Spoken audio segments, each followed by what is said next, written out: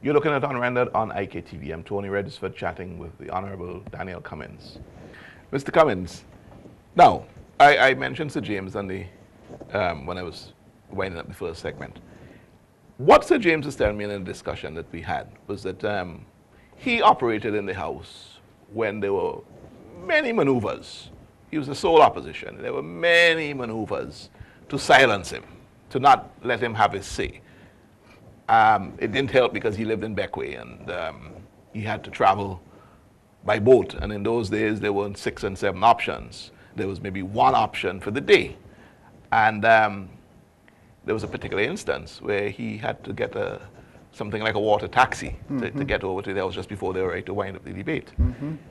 What Sir James is saying, or is implying, because I'm not going to say that he told me this exactly in his own words, but what he's implying is that you guys are weaklings, man. You guys are not standing up and fighting in the House. You're backing away because the conditions are less than ideal. And so you're crying foul. You're not muscling in. You're not fighting in the way an opposition should fight. I think, Tony, no one will question Sir James's political acumen and his experience and so forth. But I think, with all due respect, he's missing one valid point, one critical difference. Yes, he operated under very difficult conditions. But beyond a shadow of a doubt, there has never been in the House of Parliament in this country somebody as deliberately biased and jaundiced in his proceedings as Hendrik Alexander is. By far, he is the worst of any speaker we have ever had in this country. And that is something that people underestimate, the power of the speaker. You can have members of the government and members of the opposition with the different strengths and weaknesses and so forth. But the key factor in any house is the speaker. And if the speaker constantly allows himself to be as ridiculous and reckless in his rulings, as biased, as jaundiced as he oftentimes is towards one side, then it makes a mockery of the House. And you've got to realize what you want us to do, take up the mug. Well, they're lucky we don't have mugs like these in the House. So you want us to take something and pelt him and knock him down? But is that what the inclination is? Is that apart from using our legitimate measures available to us, what do you do? I would ask you, tell me, what do you do? Here you have a situation where the matter is so glaring. I refuse to sit down. I continue to protest. And all he says is move on. And clearly the speaker is now acting, beyond a shadow of a doubt, out of personal spite. So do you because of the previous statement I made the day before in the Parliament about his action in relation to the chair. And we're going to talk he about is that. acting out on that. And we're going to talk about one is not supposed to use an office of that kind for a personal vendetta. And I say it, that what Hendrik Alexander is doing is using spite, deliberate spite, against me personally. But he doesn't understand a lot of things. There's something called boomerang. Let's talk about the issue of the chair.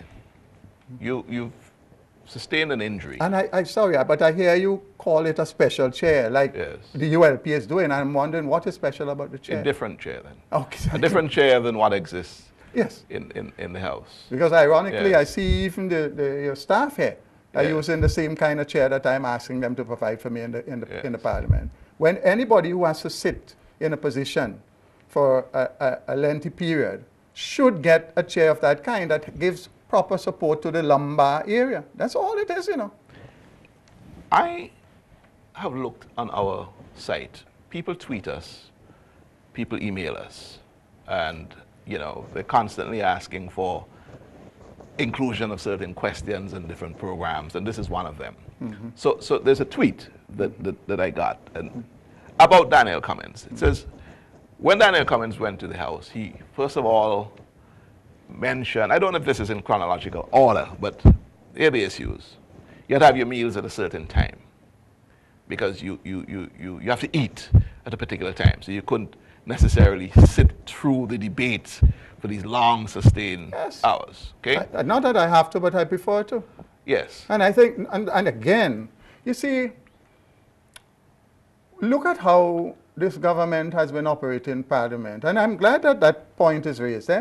I watched Parliament throughout the Caribbean and around the world. There's lots of opportunities. And there are so many things that we do here that are ridiculous. When Parliament starts, it generally starts 15 to 30 minutes late to begin with. Then there's a whole set of introductory stuff that take up an average hour, hour and a half. And then you would go on. Typically, you break for lunch around 2 o'clock. You break for lunch around 2 o'clock, and you give 2.5 hours in what is prime time for lunch. Why? Maybe that suits the Prime Minister. Then you come back 6 o'clock, 6:30, and you want to go until all ungodly hours. Now, some people have discipline in their eating. I'm one of those persons. Yes. So I don't eat a lot, but I need to eat when my time comes. My tweeter is saying that you want to make sure that you got to eat on No, time. I'm saying that you don't need to do this every time. Yeah. You can have some sensible hours. There's some break issue with the at proper water, hours. Yes. which you had to ensure the source of the water. Yeah, and anybody who doesn't want to do that, let me tell you something, and sometimes people trivialize these things. There's a study recently done in the US, or I think it's in the UK, where they've proven that the ice that people use in their drink is comparable with samples of water taken out of the bowl of a toilet. Yes. People often fail to understand that ice, if you have a good glass of water, the easiest source of contamination is the ice. That's my concern, We are blessed in this country to have excellent water from the tap. I prefer them to go straight from the tap and bring me a glass of water, put my water there without ice, than to go put water in it and then put ice in it.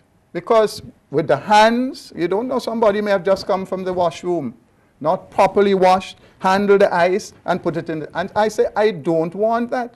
If you can't give me water without ice, I will bring my own water, because I'm very conscious of my health. So here's the issue with the I never asked them to provide me with water, I said, don't put any ice in my water. I just want to finish my tweeter's point. Here's the issue with the water. And now here's the same Daniel Cummings asking for a special chair. There you go again. So what he's saying, a different chair.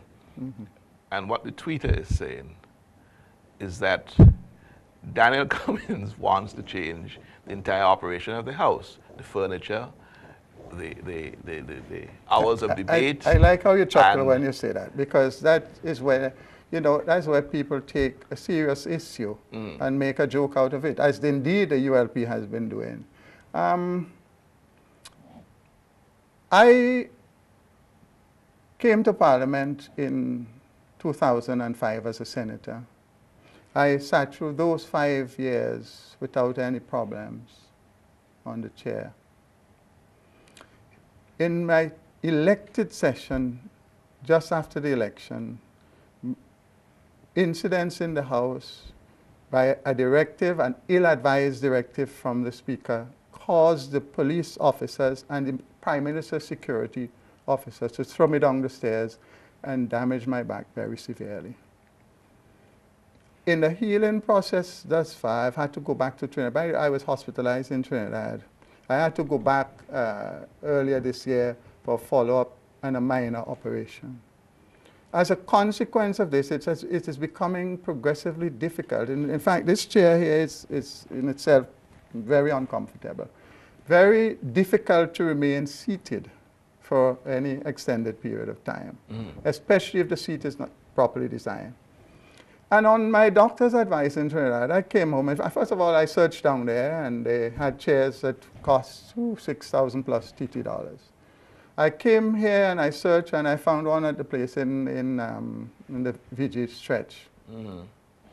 And I immediately purchased one for myself. When I am at home and I'm sitting at my computer, or I'm sitting for any length of time, I am very happy to use that chair because it eases the lumbar support. What would happen if you wanted to take that same chair to the House? Would you have to ask the Speaker permission to bring in that chair? Yes, but let us be practical. If I bring my own chair into the House, you expect me to leave it there? No, not at all. Good. So how practical is it for me? When I'm leaving lunchtime or when there's a break or every time the House meets, I must be taking a chair in and bringing it back up? Yes. Wait, is that reasonable? No, it isn't. But what I want to ask, in the interest of moving on, is a question of precedent.